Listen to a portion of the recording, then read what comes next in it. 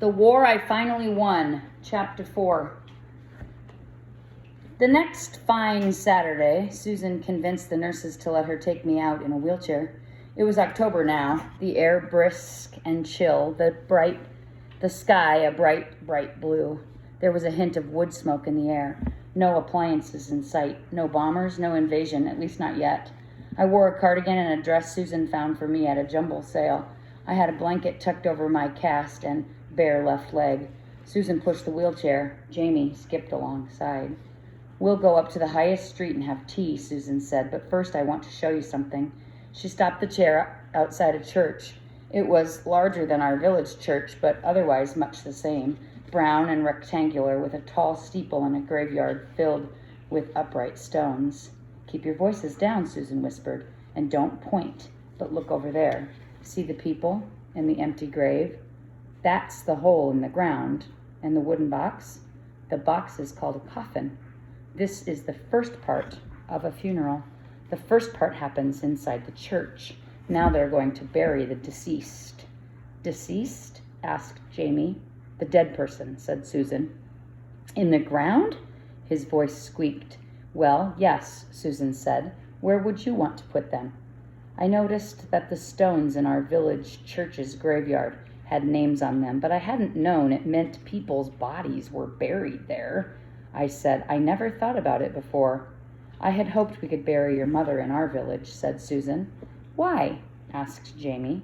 "So you would have a memorial, a place to go and think about her, to think about the good memories." "I would have to think hard to find any good memories." "But she was cremated," I said. I could remember words. I just didn't always understand them. "Yes," Susan said. "That means her body was buried to ashes." I turned to her. "You're joking." She looked slightly uncomfortable. "No," she said. "It's actually a perfectly respectful way to treat the dead, and useful in wartime." I said, "If we don't have her body, how do we know she's really dead?" "You'll get a death certificate," Susan said, "in the mail, like your birth certificate, only the opposite." "Oh," I said. "I kept my birth certificate in a special box." "When it comes, I'll give it to you," Susan said. "You can keep it safe for us." I nodded. That would be good. Jamie said, "Can we have tea now?" She squeezed his hand. "Of course." In the tea shop, I scowled at the prices on the menu.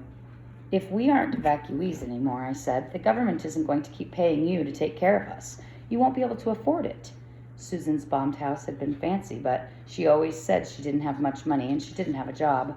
"I'll take care of it," Susan said. "I told you. I've started the paperwork. I'm going to become your legal guardian." I liked the sound of that. Guardian was a strong word. "As soon as I'm out of the hospital, I'll find work," I said. Susan smiled.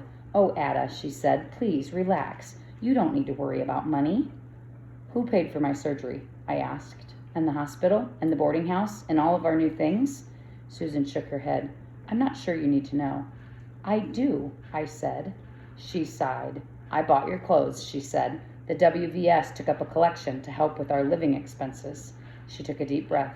"Lord and Lady Thornton paid for your surgery." "Lady Thornton?" I said. Jamie took a sip of tea.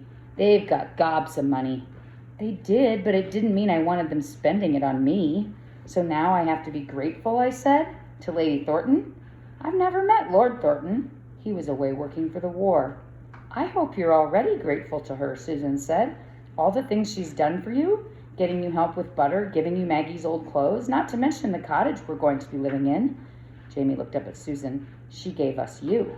That was true. In the end, Lady Thornton's arrangements for Jamie and me had been to sling us into the automobile and dump us at Susan's house. It had been the best possible thing, though it didn't seem so at the time. "I don't want to have to feel grateful," I said. Susan smiled. "I understand," she said. "Do it anyhow."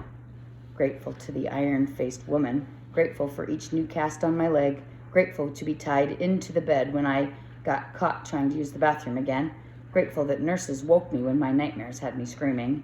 "Keep going," Susan said. "The only way out of this is straight through." She brought me books from the library, wool from the shops, and new knitting needles, pencils, and paper to pass the time, letters from Maggie, away at boarding school, a game of droughts I could play with Jamie in the afternoons. "Courage," she said. "Is that the same thing as being grateful?" I said. I felt rebellious. Susan nodded. Sometimes. November 29th was Jamie's 7th birthday. Susan and I gave him a tiny cake and a tin toy airplane, a Spitfire, the kind of fighter plane Maggie's brother Jonathan flew. 3 days later, the doctor cut off my latest cast. Then, instead of getting my leg ready for a new cast the way he usually did, he said, "Right, let's have a bit of gravity." He put his hands on my waist and lifted me off the table onto my feet so that I was standing. Susan was smiling. The doctor said, "Go on, put a bit of weight on it." I held the edge of the table and pushed my right leg down. I felt my right ankle move the smallest bit. It hurt, but I expected that. I shifted more weight to my right leg. My legs trembled. I hadn't used them in so long. I was standing on both feet. I pulled my nightgown aside to look down. 2 feet, 10 toes, all pointed forward, 10 toenails, all facing up. My right foot was smaller and scarred, and the skin on it had calluses from how the top used to be the bottom, but it looked like a foot, not a monstrosity. Ma'am might not have screamed at me for having a foot like this. The surgery had worked. I didn't have a club foot anymore. As I stared, my feet grew blurry, then cleared and grew blurry again. Great blobbing tears fell out of my eyes. My shoulders started to shake, and I might have crumpled except that Susan threw her arms around me. She hugged me the way she hugged me the morning she found me in London after the bombing, still alive. "I don't know about you, but I'm getting used to this hugging business," she whispered into my ear. It made me laugh, even though I was sobbing. I stood and sobbed and stood and sobbed and stood and stood and stood. Jamie ran into the ward that afternoon carrying a cardboard box. "Show me your foot," he said. I was lying on top of my blankets with my 2 bare feet stretched in front of me. "Go on," I told him. I'd been admiring my foot all afternoon. Jamie climbed onto the bed. His fingers traced the thick scar around my right ankle. "Core," he said. "It's like a real foot now." I wouldn't have guessed my foot could change so much. My ankle would never bend correctly, the doctor said, and the insides of it weren't normal, but I would be able to walk with the bottom of my foot against the ground, and I would be able to wear real shoes on both feet. That was more than enough. "Here," Susan said, handing Jamie's box to me, "in celebration." I lifted the lid. It was a pair of shoes, leather shoes with a strap around the ankle, like the ones Maggie wore. Good new shoes that were almost impossible to find in the shops anywhere or anymore. Jamie said, "We bought them a week ago, the day before your surgery." I slid the left shoe on first, then I reached down to my new right foot, stuck the toes inside the shoe, pushed the heel down, buckled the strap. The right shoe was a little loose. Both shoes had room at the toes, room to grow. I could wear the shoes a long time. In shoes, my feet looked identical. You couldn't even see the scar. "Not but a monster with that ugly foot." That's what Ma'am had said, over and over, until it took everything I had not to believe her. I would never have to hear that again. I felt a wave of sudden, overwhelming despair. "This was all it took?" I said, looking up at Susan. "A couple of months in a hospital fixed it? All my life I'd been miserable because of that foot." Tears came to Susan's eyes. "Your mother didn't know," she said. "She did," I said. "She wanted a reason to hate me." Jamie looked from me to Susan and back to me again. He whispered, "I thought you'd be happy." "Oh, Jamie," I took a deep breath. "I am happy." I swung my legs on the floor. "Help me walk." "Careful," Susan said. "Your legs aren't strong yet." "Jamie'll take care of me." I held my hands out and let him balance me. We started to walk down the room, one step then another, left foot, right foot. Before, when I walked on my bad foot, the bones crunched, the skin tore and bled. Every step hurt more. Now every step hurt less. My legs were weak and shaky, but I was walking. "You're doing it," Jamie said. I could scarcely believe it. "Pretty soon," I said, "I'll be running, faster than you." Jamie grinned. "I'll still be faster," he said. "I'll always be faster." "Will not." "Will too." I wanted to sleep in my shoes, but the nurses made me sleep with my right foot in a brace instead. "Only for a little while," they said. I spent another few weeks in hospital doing exercises and strengthening my legs. And then, in the 3rd week of December, we said goodbye to the nurses and doctors and the ankle brace and the crutches and everything. I put my new shoes on over thick winter stockings, and we went home. Chapter 5. "Draw me a map," I said to Susan as we climbed aboard the train. I walked to the station like a regular girl, right foot, left foot, no crutches, barely even limping. Not like the day I'd been evacuated when my neighbor Stephen White ended up carrying me. Are we going to travel through London? Show me where we are going and what we're doing. Susan sometimes drew me maps of our village so I didn't get lost when I was on butter. Not through London, no, Susan said. Soldiers moved aside to give us seats together. Susan stowed our bags in the luggage rack and tucked Bovril's basket beneath the seat. She found a pencil and a piece of paper in her handbag. She drew, "This is England. Here's where we are. Here's London. Here's home." She added a squiggly line to show the train route to Kent. Jamie pointed at the blank space on the side of the paper. "What's over there?" "Dragons," Susan said. We stared at her. She laughed. "It's a joke," she explained. "People used to draw dragons on the edges of old maps. When the world hadn't been fully explored, map makers imagined dragons living at the far ends." We still stared. "What are dragons?" asked Jamie. I didn't know either. "Enormous, mythical, fire-breathing creatures, like giant lizards," said Susan. "Sometimes they can fly." Jamie's eyes widened. I frowned. Was Susan serious? I couldn't tell. "I don't want dragons," Jamie said. "All right," Susan said. "We'll keep them off our map." She drew the English Channel instead, south of England, and the lines on the coast of France on its far side. She wrote, "Occupied by Germany across France, worse than dragons," she said. I doubted that. Worse than giant fire-breathing lizards that could fly? Sounded like we should send dragons after Hitler. It was night before we reached our village station. We took the taxi to our new cottage. Jamie pressed his forehead against the taxi's window. "We used to live in a treehouse," he said, "but now we're going to go live in a cave." This was, of course, from the Swiss Family Robinson. "That's right," Susan said. "It'll be Spartan at first, but we'll make it cozy. It'll be much warmer and drier than living in that tree." I rolled my eyes. "Why do you encourage him?" She grinned. "Can you suggest an alternative?" Well, no, I really couldn't. The cottage was set in the gloomy woods, bare now in winter and somber and gray. Its pale stone walls glimmered at the moonlight. "I thought it was supposed to be little," I said. The cottage was twice the size of Susan and Becky's old house. Susan blinked. "I expected it to be little. Lady Thornton described it as little compared to Thornton House, which was the size of a train station, but not little compared to anything else." Susan paid the cab driver, took an enormous iron key from beneath a flower pot on the front step, and slid the key into the lock on the door. Inside, the cottage was entirely dark. Blackout screens covered the windows. Susan fumbled for a light switch, and a single electric bulb hung from the middle of the ceiling, flickered on, barely illuminating a large, nearly empty room. In the corner, something skittered out of sight. I hoped it was a mouse, not a cockroach or a rat.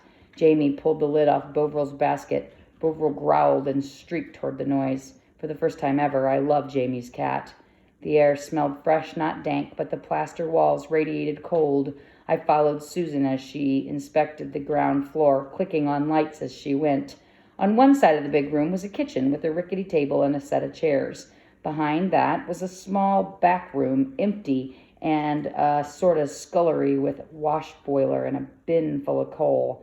"Thank heavens," Susan said when she saw the coal. As we approached the stairs, Jamie ran down them. "5 bedrooms," he said. "Oh, good," I said. "Bovril can have his own." Jamie shot me a look. "Bovril and I are sharing. You can have your own."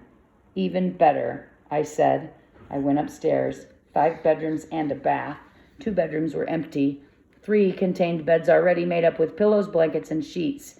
It was kind of Lady Thornton to furnish our beds, generous, like the full coal bin, like my surgery. I went back down the stairs. This is how I did it. Right foot, left foot, right foot, left foot. Just normal, just walking. It felt fantastic. Jamie was hauling a full coal scuttle into the sitting room, and Susan was making up the fire. I said, "We don't need this much space." "I know," Susan said. "I appreciate it, I truly do, but I'd have preferred something smaller. This will cost the earth to heat." Jamie looked up at her through a fringe of tousled hair. "We want a big cave," he said. "When the storms come, we need room for everyone." Susan gave me the bedroom at the top of the stairs, a whole bedroom, all my own. It was large and spare, with a single window, yellow wallpaper, and a cold, bare wood floor. It had a bed, a table with a lamp on it, a bookshelf, and a small dresser for my clothes. Everything I could possibly need. I took off my shoes and put them on the bookshelf where I could see them if I woke in the night. I unpacked my bag, taking out my night clothes and my extra socks and underwear.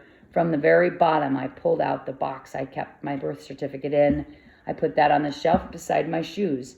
I took off my sweater and dress and put on my nightgown. I shivered and put on my hospital dressing gown. I turned off the light, took down the blackout screen, and looked through the window into the garden behind the house. An Anderson shelter lay half buried near the scullery door, and a large, empty, square pen enclosed a patch of grass farther back. I heaved the window open and thrust my head into the night air. "Butter," I said. At Susan's old house, Butter lived in the back pasture. Whenever I called him, he'd come galloping, ears and tail alert. He would slide to a stop just in front of me and gently lower his head. He never once knocked me down, not even in the beginning when I was weak and afraid. "Butter," I whispered, choking back tears. I missed him so much. Susan came in carrying another blanket. She stood beside me at the window. Tears were rolling down my face now, but Susan didn't comment on them. "It's a lovely garden," she said instead. "I miss Butter." Susan pulled the window shut. "You'll see him tomorrow," she said. "First thing." She hugged my shoulders. "To bed now. You're worn out." I was. I hadn't realized it, but I was suddenly so tired I could barely stand. I slid between the cold sheets of the bed. Susan tucked the extra blanket around me. Her lips touched the top of my forehead as I fell asleep. Chapter 6. Bovril caught a mouse. Jamie yelled from down the hall. I jerked awake. It was morning. I was glad my bedroom door was closed, though mice were better than roaches or rats. I dressed quickly. Butter. Downstairs, Susan was fiddling with the unfamiliar stove. "Oatmeal?" she asked. No, I said, stuffing my arms into my coat. Susan laughed. She told me the path to take to the stables and handed me a piece of bread to eat on the way. It was cold and the sun barely lit the gray woods. The air smelled like home, like hay and grass and salt from the sea. I breathed deep. I missed it so. After a few turns, the path opened onto the side road that went from the Thorntons' house to the stables. I could see the stable cupola. I knew where I was. "Fred!" I yelled, and then I ran. I hadn't run much yet. I lurched and stumbled and fell out of breath, but I was running, actually running, and it was so much fun I laughed out loud. I turned the corner into the stable yard, and there was Fred, Lady Thornton's groom, lifting his cap to scratch his bald head like always. His face lit up. He held out his arms. That was good because I couldn't make my legs stop. I smashed straight into him. Fred laughed and swung me up into the air in a circle, and when he set me down firm on both feet, he kissed my cheek. We had always been friends. He taught me how to ride, and I helped him with chores, but he'd never kissed me before.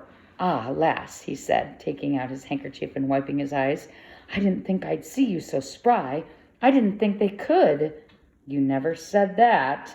"I thought you'd be some better," he said. "Running now, running, I didn't expect." I grinned at him. "Running," I said. "Running," he repeated. "Running. Ah, I've missed you. It's good you're back." He took a deep breath. "We've plenty of work to do." I turned toward the row of stalls. "Butter!"